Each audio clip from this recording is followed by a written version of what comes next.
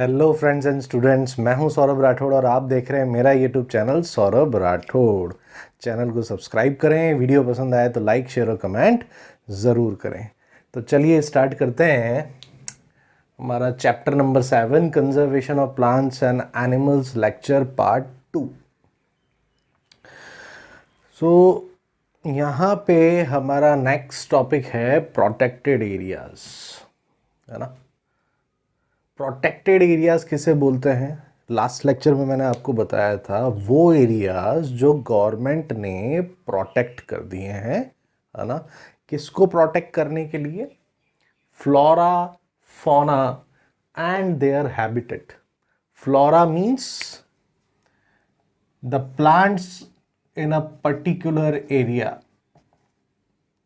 fauna means the animals of a particular area, okay, and their habitat means जहाँ पे वो रह रहे हैं, है ना।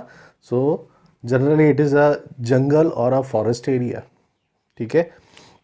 फॉर एग्जाम्पल अगर हम गुजरात की बात करें तो गुजरात में गिर फॉरेस्ट, ठीक है। तो वहाँ के जो भी प्लांट्स हैं that will be the flora of that area. Fauna means the animals of the Gir forest, है ना। So mostly the lions, है ना, and their habitat, और वो पूरा forest area उसको protect करना है, right? Protect क्यों करना है? इनको बचाने के लिए, और वहां पे प्रोहिबिशन करना है, यानी रोक लगा दी जाती है cutting of trees, hunting, poaching, okay, and we can't disturb animals in their natural habitat, ठीक है। वहाँ पे जानवरों को हम परेशान नहीं कर सकते, पेड़ों को नहीं काट सकते, कल्टीवेशन नहीं कर सकते, हंटिंग, पोचिंग, ठीक है, यानी एनिमल्स को कैप्चर भी नहीं कर सकते और उनको मार भी नहीं सकते, सब कुछ प्रोहिबिटेड होता है। और प्रोटेक्टेड एरियाज क्यों बनाए गए हैं, ठीक है, ताकि हम फॉरेस्ट को बचा सकें, है ना। सो जो वाइल्ड लाइफ कंजर्वेशन एक्ट है, फॉरेस्ट कंजर्वेशन एक्ट 1972 में जो लॉन्च हुआ, है ना, उसके अंडर बहुत सारे प्रोटेक्टेड एरियाज इंडिया में बनाए गए। इन प्रोटेक्टेड एरियाज को हमने 3 कैटेगरीज में क्लासिफाई कर दिया: wild life sanctuaries, national parks and biosphere reserves, ठीक है। ये तीनों ही ऑलमोस्ट सेम हैं, ठीक है। यहाँ पे एनिमल्स को उनके नेचुरल हैबिटेट में रहने दिया जाता है। Hunting is not allowed, poaching is not allowed, okay, और पेड़ आप नहीं काट सकते, है ना। Deforestation is not allowed, even the plantation is not allowed, पेड़ उगा भी नहीं सकते आप, ठीक है। Cultivation is not allowed, okay. Wildlife sanctuaries, areas where animals are protected from any disturbance to them and their habitat, है ना। सो वो एरियाज जिसमें एनिमल्स को प्रोटेक्ट किया है हमने और उनको डिस्टर्ब नहीं किया जा सकता, उनके हैबिटेट में ही उनको रहने दिया जाए, उनको परेशान नहीं कर सकते, it is a punishable offence, ठीक है। ऐसा करेंगे तो एनिमल्स अच्छे से वहाँ सर्वाइव कर पाएंगे, उनका नंबर बढ़ेगा, उस पर्टिकुलर एरिया की बायोडाइवर्सिटी इंप्रूव होगी, है ना। So that will be helpful for the ecosystem.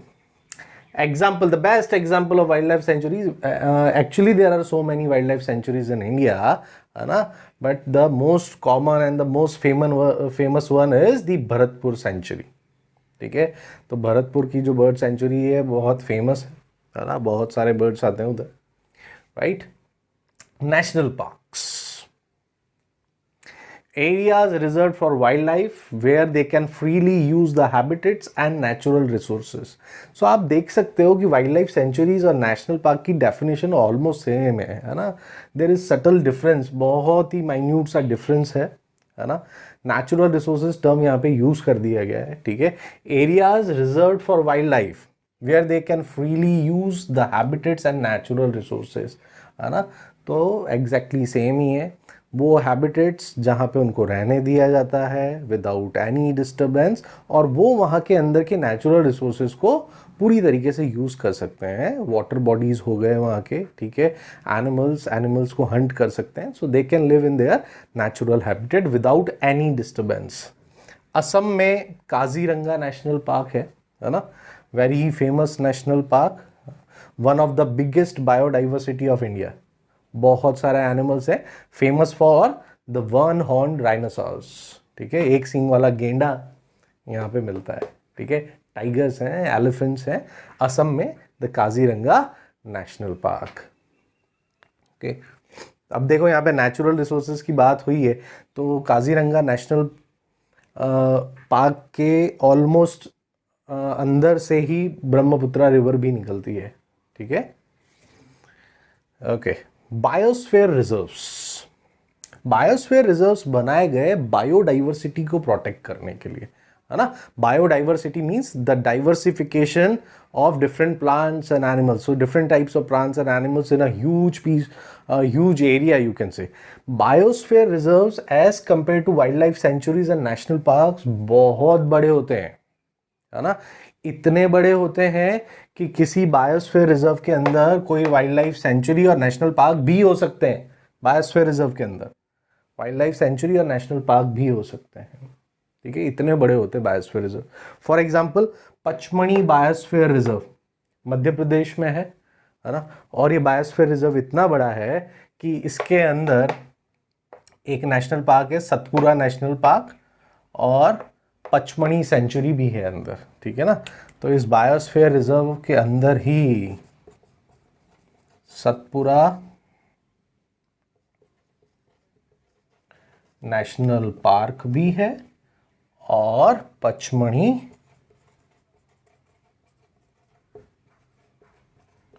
Century भी है। तो एक नेशनल पार्क और एक सेंचुरी, इनफैक्ट शायद एक बोरी सेंचुरी भी अंदर है ना। तो एक से ज़्यादा सेंचुरी और नेशनल पार्क्स हैं इसके अंदर, ओके। सो बायोस्फीयर रिजर्व्स भी प्रोटेक्टेड एरियाज हैं, but as compare to wild life sanctuaries and national park ये ज़्यादा बड़े होते हैं, ठीक है। सो इनके अंदर कोई भी नेशनल पार्क भी हो सकता है और सेंचुरी भी होती है। Large areas of protected land for conservation of wildlife, plant and animal resources and traditional life of the tribals living in the area। अगर इन पर्टिकुलर एरिया के अंदर कोई ट्राइबल्स रह रहे हैं यानी आदिवासी रह रहे हैं जो कि वहाँ पे सेंचुरीज से रह रही हैं, है ना, उनकी जनरेशन्स, उनको रहने दिया जाता है, ठीक है। They are allowed to live there, but they have to follow the protocols of the government, है ना, और वो फॉलो करते भी हैं, है ना। दे आर नेचर लवर्स, ठीक है, नेचर एंथुजियास्ट होते हैं, नेचर को प्रोटेक्ट करते हैं, तो उनको रहने दिया जाता है अंदर, ठीक है। So these are the protected areas, wild life sanctuaries, national parks and biosphere reserves, ठीक है।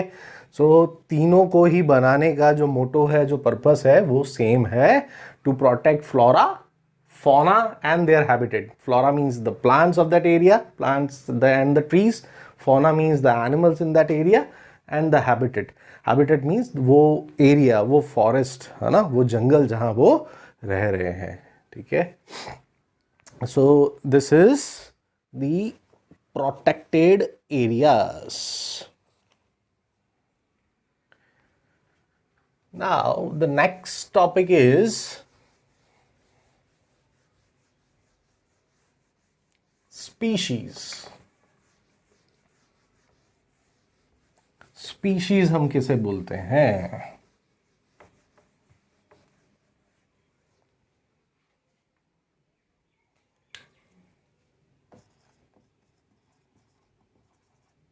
Species means group of population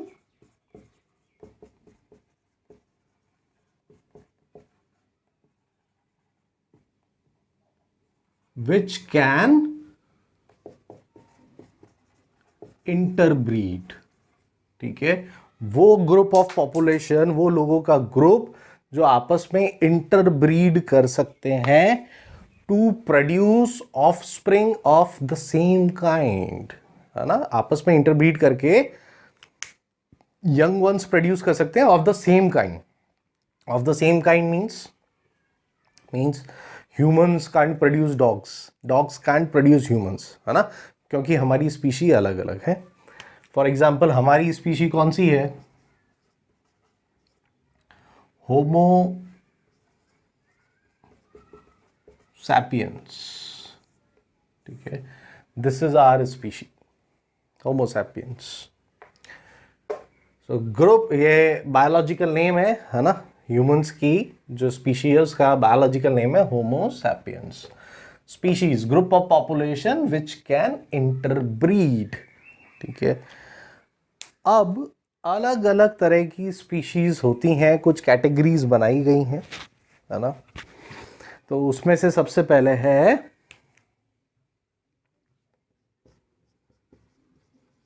endemic species. Endemic species क्या होती हैं? Endemic species are the species of plants and animals which are found exclusively in a particular area. exclusively का मतलब सिर्फ और सिर्फ वहीं, है ना। सो एंडेमिक स्पीशीज वो स्पीशीज जो एक्सक्लूसिवली उस पर्टिकुलर एरिया में ही पाई जाती हैं। फॉर एग्जाम्पल, अगेन गिर फॉरेस्ट का अगर हम एग्जाम्पल लें तो एशियाटिक लायंस सिर्फ और सिर्फ गिर फॉरेस्ट में मिलते हैं, यानी गुजरात में मिलते हैं। स्टेट की बात करें तो गुजरात, कंट्री की बात करें तो इंडिया, है ना। तो ऐसा बोल सकते हैं हम कि Asiatic lions are endemic to the Gir forest, और you can write Asiatic lions are endemic to Gujarat, और you can also write Asiatic lions are endemic to the India, है ना। Then another example, kangaroos. Kangaroos कहाँ मिलते हैं? सिर्फ और सिर्फ Australia. So they are exclusively found in Australia, so they are endemic species of Australia, kangaroos. ठीक है, कीवी, कीवी कहाँ मिलता है? सिर्फ न्यूजीलैंड में, so they are exclusive, okay, they are found only in New Zealand. कुछ पर्टिकुलर प्लांट्स स्पीशीज की भी बात करें तो हमारे इस चैप्टर एनसीईआरटी की बुक में आप देखोगे तो पचमणी बायोस्फीयर रिजर्व का एग्जांपल्स दिए हैं। For example the giant squirrel, है ना, इंडिया में से पचमणी बायोस्फीयर रिजर्व में मिलता है। इनफैक्ट वर्ल्ड में सिर्फ 2-3 जगह ही है, उसमें से एक है द पचमणी बायोस्फीयर रिजर्व, तो वो वहाँ का एक एंडेमिक स्पीशी हो गया। ठीक है, द साल ट्रीज, वाइल्ड मैंगो ट्रीज, वो सिर्फ पचमणी बायोस्फीयर रिजर्व में ही मिलते हैं, तो वो वहां की एंडेमिक स्पीशीज हो गई प्लांट की, है ना। सो कैसे डिफाइन करेंगे? Endemic species are the species which are found exclusively in a particular area। तो अब ये जो पर्टिकुलर एरिया है, that area can be a state और अ कंट्री। ठीक है, सो endemic species are the species which are found exclusively in a particular area. So area can be a state or a country, है ना। जैसे Asiatic Lions, तो अगर state की बात करें so they are exclusive to Gujarat only. Country की बात करें so they are exclusive to और endemic to India. Okay, plants में तो पचमणी बायोस्फीयर रिजर्व में साल ट्रीज, है ना, देन वाइल्ड मैंगो ट्रीज, है ना, they are exclusive to the, और you can say endemic to the Pachmarhi biosphere reserves. ठीक है, और जैसे केसर मैंगो की बात करें तो केसर मैंगो एक्सक्लूसिव है एंडेमिक टू गुजरात ओनली, है ना। अभी दूसरी जगह भी उगाया जा रहा है बट ज़्यादातर गुजरात में ही वो ग्रो किया जाता है। ठीक है, तो एंडेमिक स्पीशीज वो स्पीशीज हैं जो किसी पर्टिकुलर एरिया में ही पाई जाती हैं, सब जगह नहीं मिलती हैं। So they are exclusive to a particular state और a country. Then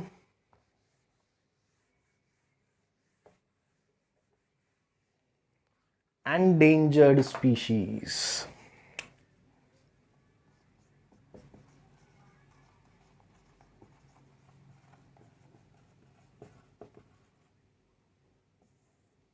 endangered species क्या है?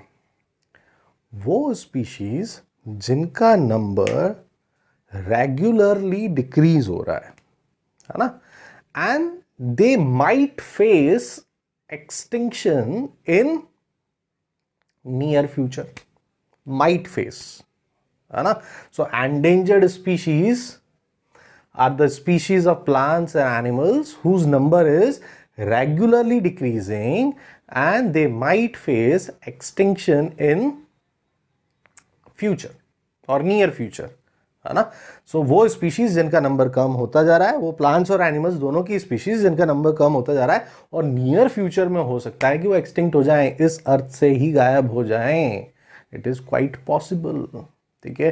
सो एंडेंजर्ड स्पीशीज में एग्जाम्पल, है ना.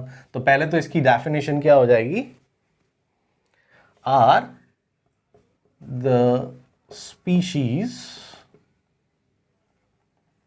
of plants and animals whose number is decreasing regularly and they might face, अभी ये माइट फेस क्यों लिखा है मैंने बताता हूं. दे might face extinction in near future, है ना. माइट फेस क्यों लिखा है मैंने, कि शायद हो सकता है कि वो एक्सटिंक्ट हो जाएं, जरूरी नहीं है एक्सटिंक्ट हो जाएं.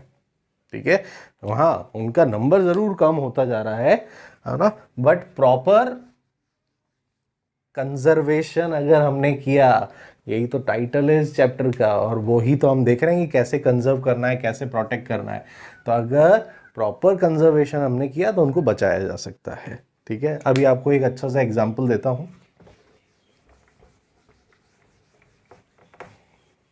ठीक है. सो हमारा नेशनल एनिमल टाइगर एंडेंजर्ड है, बहुत नंबर कम हो चुका है. ठीक है. सो उसको बचाया जा रहा है. ठीक है. एंडेंजर्ड स्पीशी है. लायंस, अगेन लायंस भी एंडेंजर्ड हैं, बट यही सबसे बेस्ट एग्जांपल है. गिर फॉरेस्ट में इतना ज़्यादा ब्रिटिशर्स के टाइम पे, मुगल्स के टाइम पे इतना ज़्यादा हंटिंग और पोचिंग होता था. राजाओं महाराजाओं को बड़ा शौक था हंटिंग का, है ना.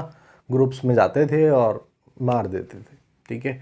तो इतना ज़्यादा टाइगर्स और लायंस का हंटिंग हुआ कि लायंस, टाइगर्स का तो एग्जैक्ट नंबर मुझे नहीं पता, बट लायंस, ठीक है, गुजरात में नियर अबाउट 2 डजन यानी 24 जितने लायंस बच गए थे सिर्फ, है ना. Near about approximately 24 Lions. But proper conservation उनका किया गया, है ना. प्रोटेक्टेड एरिया डिक्लेयर कर दिया गया गिर फॉरेस्ट को और वहाँ पे उनको बचाया गया. सो अभी नंबर नियर अबाउट 600 है. इनफैक्ट 600 से अभी कुछ नया डेटा था कि 600 से ऊपर भी हो गए हैं. ठीक है. So still they are under the category of endangered species, but you can see अगर प्रॉपर कंजर्वेशन किया जाए तो इनको बचाया जा सकता है. So the examples of Asiatic lions in the Gir forest is the best example. Okay.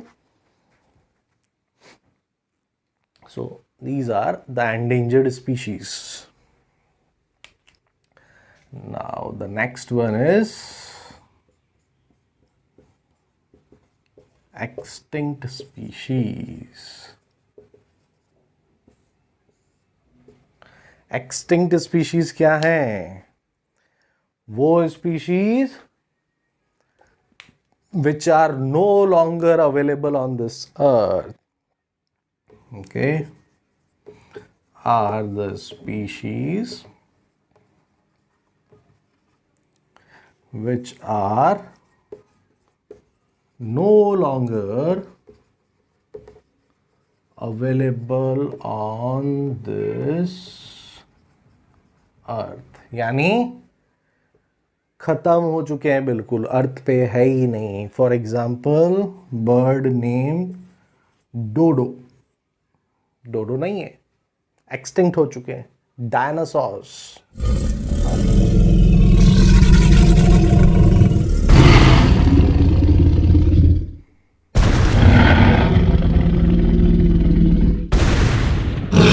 Dinosaurs है ना, एक्सटिंक्ट हो चुके हैं। So these are the examples of extinct species. और भी कोई दूसरे एग्जाम्पल्स आपके दिमाग में हैं तो भी लिख सकते हो, है ना। So, what is the definition? Extinct species are the species which are no longer available on this earth, जो इस अर्थ पे अभी अवेलेबल नहीं है, ठीक है, खत्म हो चुके हैं, ठीक है। डोडो, डायनासोर्स, है ना, mammoths are the example of the extinct species, okay. तो अगर एंडेंजर्ड स्पीशीज को नहीं बचाया गया, so they might face extinction in the near future, वो भी एक्सटिंक्ट हो सकते। Okay, our next topic is ecosystem. So ecosystem is a system which is made up of the living and the non-living components of an area, है ना। वो system है जो living and non living components किसी particular area के उससे मिलके बनता है। तो इकोसिस्टम को हम दो कैटेगरीज में क्लासिफाई कर सकते हैं, बायोटिक एंड अबायोटिक, है ना। बायोटिक का मतलब होता है द लिविंग, तो दो कंपोनेंट्स हैं, एक हो गया लिविंग। अबायोटिक का मतलब होता है नॉन लिविंग, जो कि जिंदा नहीं है ना। तो बायोटिक कंपोनेंट में क्या क्या आ जाएंगे? सारे लिविंग। लिविंग में क्या क्या आ सकते हैं? प्लांट्स, एनिमल्स, माइक्रो ऑर्गेनिजम्स, है ना। Plants, animals, micro organisms, humans. अभी इसमें सारा लिविंग कवर हो गया, ठीक है। इसके अलावा कुछ नहीं बचता लिविंग में। Non living means the abiotic component of the ecosystem. इसमें क्या क्या आएगा? ठीक है, इसमें बहुत सारे एग्जाम्पल हो सकते हैं। Air, water, soil, temperature, pressure, etcetera. Okay, so abiotic components चाहिए बायोटिक कंपोनेंट्स को, तब जाके एक इकोसिस्टम बनता है एक एरिया का। फॉर एग्जाम्पल, अगर हम फॉरेस्ट की बात करें तो forest is an ecosystem, okay, it is an natural ecosystem. Abiotic components हैं, एयर है, बट ऑब्वियसली वाटर होते हैं, वाटर रिसोर्सेज होते हैं फॉरेस्ट में, सॉइल है, टेम्परेचर है, प्रेशर है, ह्यूमिडिटी है। अबायोटिक कंपोनेंट्स हो गए। और बायोटिक तो होते ही हैं, प्लांट्स होते हैं, एनिमल्स होते हैं, माइक्रो ऑर्गेनिजम्स होते हैं, और ह्यूमंस भी हो सकते हैं, ट्राइबल्स भी हो सकते हैं फॉरेस्ट में। तो वो एक इकोसिस्टम का एग्जाम्पल हो गया forest. An ecosystem is an area where biotic components survive with the abiotic components, है ना। और you can say biotic components and abiotic component together forms an ecosystem, है ना। artificial ecosystem की हम बात करें तो a fish aquarium is an example, है ना, क्योंकि उसके अंदर abiotic factors तो हैं ही, वाटर है, अंदर एयर का सोर्स भी हम लगाते हैं, कुछ पंप्स वगैरह लगा देते हैं, सॉइल, पेबल्स, और सबसे डेकोरेट किया जाता है उसको, ठीक है। तो अबायोटिक कंपोनेंट्स होते हैं, साथ में बायोटिक कंपोनेंट्स हैं अंदर, ठीक है। फिशेस हैं of different types. So and fish aquarium is an example of an artificial ecosystem, okay. Our next topic is red data book. अब ये रैड डेटा बुक क्या है?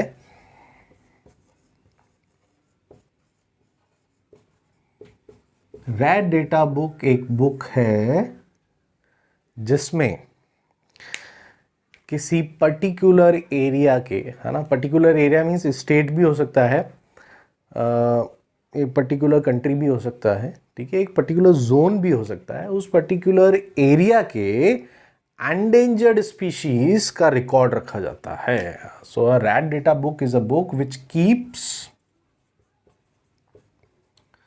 The record of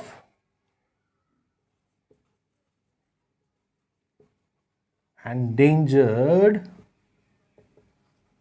species of plants and animals of a particular area. ठीक है. For example किसी particular state का भी आपको रेड डेटा बुक मिल जाएगा इंटरनेट पे, है ना. फॉर एग्जाम्पल गुजरात का आप रेड डेटा बुक सर्च कर सकते हैं, राजस्थान का सर्च कर सकते हैं, किसी और भी स्टेट का रेड डेटा बुक सर्च कर सकते हैं, या फिर पूरी कंट्री का भी मिल जाएगा आपको, जहां पे endangered species of plants and animals से रिलेटेड सारा डेटा आपको मिल जाएगा. फॉर एग्जाम्पल गुजरात में मैंने आपको एग्जांपल दिया कि गिर फॉरेस्ट में लायंस हैं, एशियाटिक लायंस हैं, वो भी एंडेंजर्ड स्पीशीज़ हैं. तो आप उसमें लायंस टाइप करोगे तो लायंस से रिलेटेड पूरा डेटा आपको मिल जाएगा, ग्राफ्स मिल जाएंगे. ठीक है. पास्ट 10 ईयर्स, पास्ट 20 ईयर्स में उनका नंबर किस तरीके से बढ़ा है, कम हुआ है, लाइक दैट, है ना. कौन सी पर्टिकुलर डिजीज़ेज उनको हो रही हैं, उनमें भी कौन सी अलग अलग ब्रीड्स या स्पीशीज़ हैं, है ना. उनका लाइफ स्पान कितना होता है, each and every detail of that particular endangered species you will get from a red data book. So a red data book is a book which keeps the record, or you can say which keeps the data related to endangered species of plants and animals of a particular area. Okay. Now, next topic of this chapter is migration.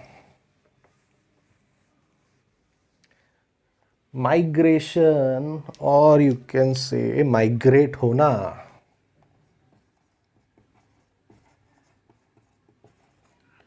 Means एक जगह को छोड़ के दूसरी जगह चले जाना, that is migration, है ना. तो कुछ एनिमल्स और बर्ड्स एवरी ईयर माइग्रेशन करते हैं, तो उन बर्ड्स और एनिमल्स को हम बोलते हैं migratory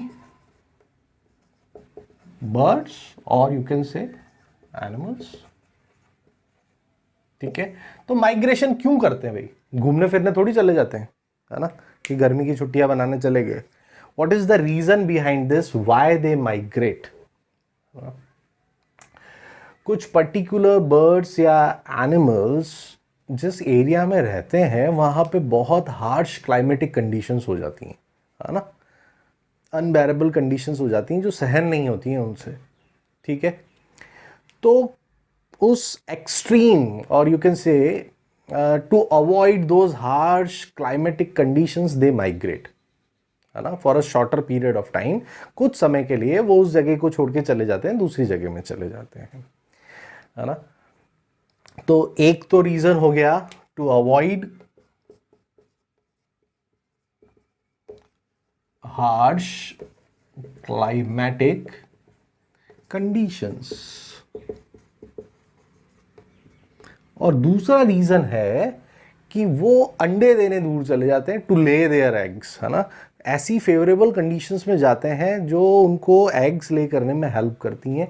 particular climate, particular temperature, particular humidity वाली सिचुएशंस जो होती हैं उनके लिए फेवरेबल होती हैं, तो वहाँ पे वो चले जाते हैं and to lay their eggs. Okay. So, why particular birds or animals do migration? To avoid harsh climatic conditions and to lay their eggs. So, they migrate from one place to another place for a shorter period of time. That time can be of few days, few months, and sometimes, very rarely, year जितना भी duration हो सकता है. ठीक है. तो ना सिर्फ एक स्टेट से दूसरे स्टेट, ये एक कंट्री से दूसरे कंट्री तक भी माइग्रेट कर जाते हैं. ठीक है. इंडिया में बहुत सारी बर्ड सेंचुरीज हैं जहाँ पे एवरी ईयर, है ना, पोल से, नॉर्थ पोल से और साउथ पोल से भी बर्ड्स आते हैं, एवरी ईयर, ठीक है। एग्जाम्पल्स में साइबेरियन क्रेन, ठीक है, फ्लैमिंगोज हैं, फ्लैमिंगोज, ठीक है, ऑस्ट्रेलियन सीगल है,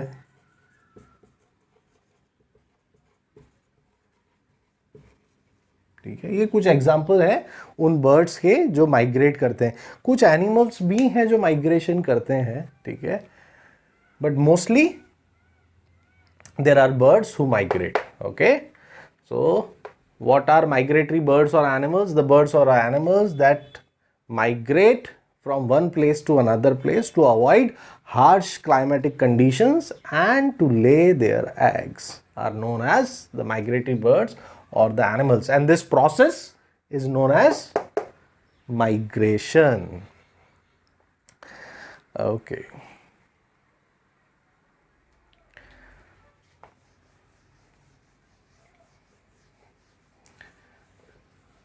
Next topic is recycling of papers.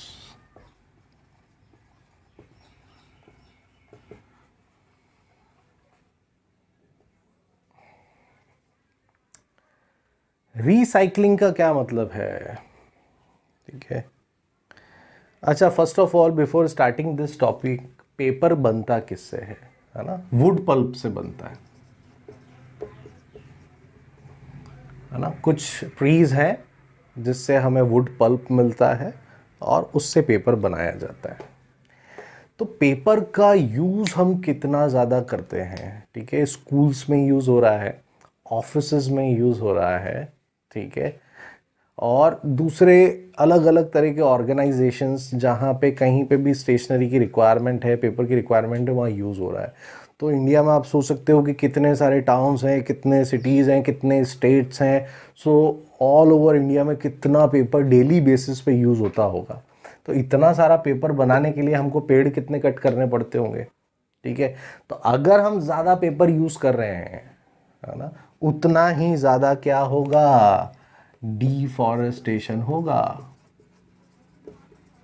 तो अगर डिफॉरेस्टेशन को कंट्रोल करना है तो उसमें से एक फैक्टर ये भी है कि हम पेपर का यूज़ अच्छे से करें। अच्छे से करें मतलब जुडिशियल यूज़ करें, उसका वेस्टेज ना करें, ठीक है।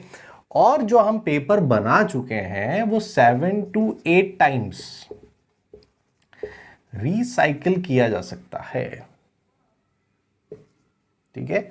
उसको हम रिसाइकिल कर सकते हैं। रिसाइकिल का मतलब जो पेपर हमने यूज़ कर लिया उसको वापस से प्रोसेस करके नया पेपर बनाया जा सकता है। 7 to 8 टाइम्स ऐसा हम कर सकते हैं, ठीक है। तो नया पेपर बनाने से अच्छा ज़्यादा से ज़्यादा हम उसका रिसाइकलिंग करें, क्योंकि एक रफ एस्टिमेट है कि 17 अप्रोक्सीमेटली ग्रोन ट्रीज चाहिए हमें 1 टन पेपर बनाने के लिए, है ना। 17 पेड़ चाहिए 1 टन पेपर बनाने के लिए। तो आप सोच सकते हो कि हमारा पेपर का यूज़ कितना ज़्यादा है, तो कितना ज़्यादा डिफॉरेस्टेशन करना पड़ता है। इसीलिए पेपर को रिसाइकिल करना ज़रूरी है। तो हम जो 3R रूल है, 3R रूल, उसको अप्लाई करना ज़रूरी है। फर्स्ट R इज रिड्यूस, है ना, कि यूज को कम करें, जहां जरूरत ना हो पेपर का यूज ही ना करें। रिड्यूस, रीयूज, है ना, जो पेपर वापस से यूज किया जा सकता है उसको रीयूज करें, एंड रिसाइकिल। सो ये 3R रूल ज्यादा से ज्यादा यूज करें तो डिफॉरेस्टेशन कम होगा और ज्यादा से ज्यादा पेड़ हम बचा सकते हैं, ठीक है। So this is the recycling of paper. और सबसे अच्छा तरीका क्या है कि हम डिफॉरेस्टेशन कम करें, ठीक है। तो इस चैप्टर में जितने भी इश्यूज हमने पढ़े हैं वो सारे इश्यूज होंगे ही नहीं अगर हम डिफॉरेस्टेशन कम करें। और अगर डिफॉरेस्टेशन कर भी दिया है तो हमें क्या करना चाहिए, रीफॉरेस्टेशन ज़्यादा से ज़्यादा करना चाहिए। Reforestation deforestation. तो डिफॉरेस्टेशन का उल्टा रिफॉरेस्टेशन, यानी पेड़ काटने की जगह पे ज़्यादा से ज़्यादा पेड़ हमें लगाने चाहिए। ठीक है, तो डिफॉरेस्टेशन मैंने बताया था आपको लास्ट लेक्चर में, is the mother of every problem, है ना। तो उस प्रॉब्लम से बचने के लिए अगर हम रिफॉरेस्टेशन करें यानी ग्रोइंग मोर ट्रीज, तो ये सारी प्रॉब्लम्स सॉल्व हो सकती हैं। ठीक है, तो ये आपका चैप्टर यहाँ पे फिनिश हो जाता है। ओके, तो आज के लेक्चर में इतना ही। मेरे चैनल को अभी तक सब्सक्राइब नहीं किया हो तो सब्सक्राइब करें, और वीडियो पसंद आए तो लाइक शेयर और कमेंट ज़रूर करें। जय हिंद, जय भारत, नमस्कार।